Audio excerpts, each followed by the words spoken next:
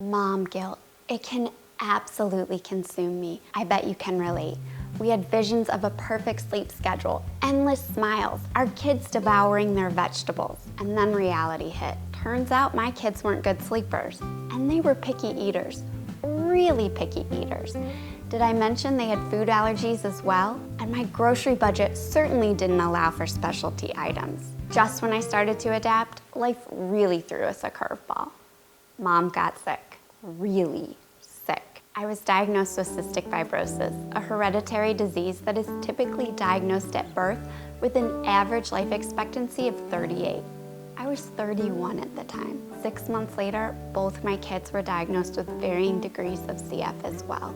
My dreams were shattered, but life became more precious. Family meals were a gift, but they needed to be fast. Healthy eating became so much more important to nourish our fragile bodies. I could not take away the disease, but I could deliver healthy meals to my family.